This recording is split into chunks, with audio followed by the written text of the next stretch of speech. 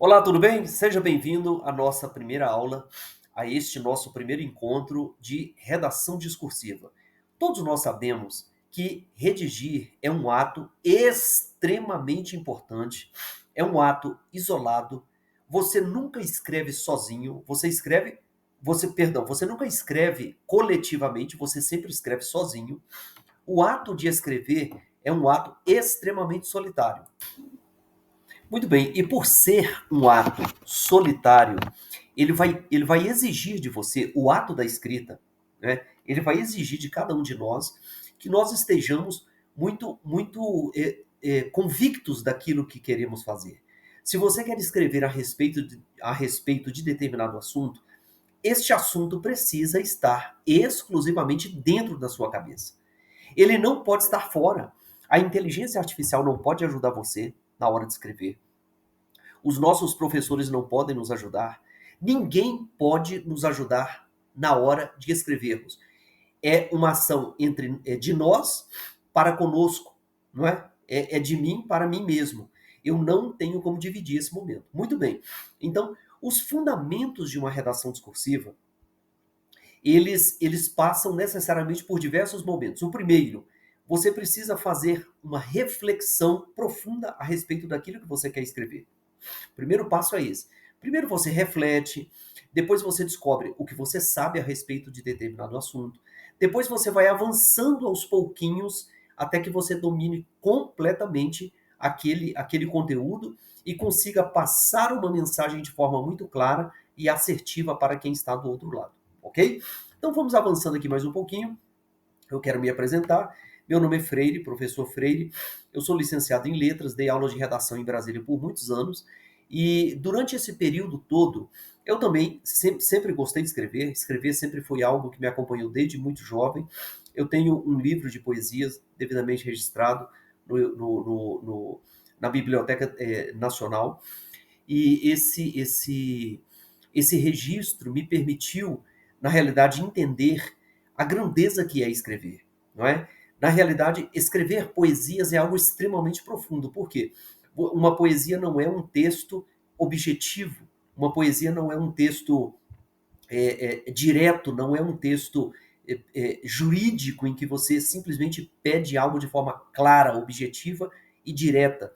Não é? Uma poesia é um texto altamente subjetivo. Então é necessário que você tenha um profundo domínio das estruturas gramaticais, das estruturas linguísticas, para que você consiga, de fato, passar uma mensagem. E a mensagem, às vezes, não é passada de forma clara, é passada de forma subliminar. Então, o escrever poesias foi para mim talvez um divisor de águas no que diz respeito ao domínio da redação. E olha que eu acredito cegamente que sei muito pouco. É tanto que o meu objetivo é continuar aprendendo sempre, jamais parar de aprender, não é? Então vamos lá. O que é, meus amigos, uma redação discursiva? O nome já diz, discursiva é quando você está debatendo com alguém de forma muito acalorada, você está discutindo com alguém, não é? Então você abre uma discussão e dentro dessa discussão você coloca o seu ponto de vista, você cita exemplos, mas o seu objetivo é convencer a outra parte de alguma coisa. Então, uma redação discursiva é uma redação em que você discursa por escrito com o objetivo de convencer alguém de alguma coisa. Não é? Olha a beleza do processo todo. Então, a redação discursiva, eu coloquei aqui um pequeno trecho para você. É uma modalidade textual que se destaca por sua capacidade de analisar, discutir e refletir sobre um tema de forma organizada e argumentativa. Ou seja, como é que é uma redação feita de forma organizada? Eu tenho que ter uma ideia, essa ideia tem que ser distribuída em diversos momentos para que eu, argumentando em cada uma dessas pequenas passagens, eu chegue ao outro lado da redação, que é o final desta redação, tendo convencido alguém de alguma coisa, se esse for o meu objetivo, ok? Porque nem sempre você escreve com o objetivo de convencer alguém de algo, mas quando esse é o seu objetivo, aí você não pode se furtar. Então, ao contrário de textos narrativos que contam histórias, porque o objetivo de uma narração é contar histórias. Você narra Você conta histórias, geralmente tem um enredo, tem um ambiente, tem um determinado recorte do tempo, tem personagens, não é? Então, quando você conta histórias, quando você narra, esse tipo de redação é completamente diferente de uma redação discursiva. Ou então você pode, às vezes, descrever alguma coisa. E a descrição, necessariamente, pode ser a descrição de cenários, de pessoas, de situações, mas a descrição não precisa ser necessariamente algo vivo, algo animado. Você pode fazer uma descrição inanimada, ou seja, você pode descrever uma casa tal qual ela é, e ali você não percebe, não tem vida no ambiente. Mas você está descrevendo uma casa com paredes amarelas, com um pé direito de 3 metros de altura, com janelas arredondadas e vidros muito brilhantes. Você está descrevendo uma casa. Você pode descrever também uma pessoa. Era uma pessoa alta, com um semblante muito sisudo, uma pessoa com cabelos encaracolados, e aí você vai descrevendo, mas a sua descrição não precisa ter vida, não precisa ter um ambiente, não precisa ter outros personagens ou outras personagens participando daquela situação, daquela descrição, porque isso é próprio de uma narração. Agora, em uma dissertação, o seu objetivo é outro.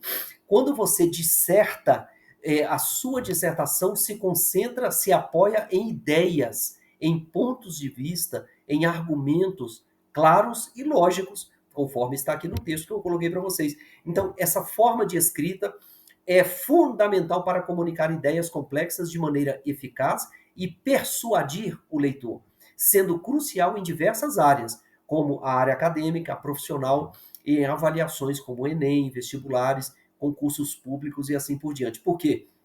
É exatamente neste contexto que avaliam quais são as nossas ideias, quando nós escrevemos de forma dissertativa.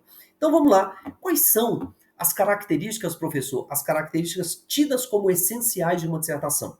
Em primeiro lugar, a clareza é fundamental para que o leitor compreenda facilmente as ideias apresentadas sem ambiguidades. Por exemplo, eu quero falar de algo específico.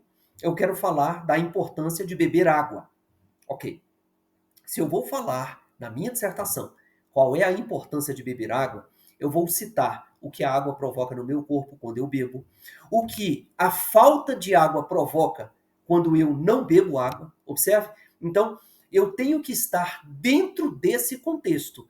Beber água é importante, ok. Se beber água é importante, não beber água também é muito importante para eu entender a importância de se beber água, ok? Quantos copos de água se deve beber por dia? Existe algum estudo científico que prove que beber água é extremamente importante? Sim, se existe, como eu posso trazer isso para dentro do meu texto? Né? Quais são as situações decorrentes da não ingestão de água diariamente? A pele resseca, o intestino fica preso, não é? Você fica, o seu cérebro para de funcionar tão bem, porque o cérebro consome muita da água que a gente bebe. Percebeu que devagarinho você vai tornando o seu texto um pouco mais sólido na argumentação. E isso é fundamental para quem escreve, ok? Muito bem. O 2. A coerência garante que as ideias se conectem logicamente, sem contradições e saltos abruptos.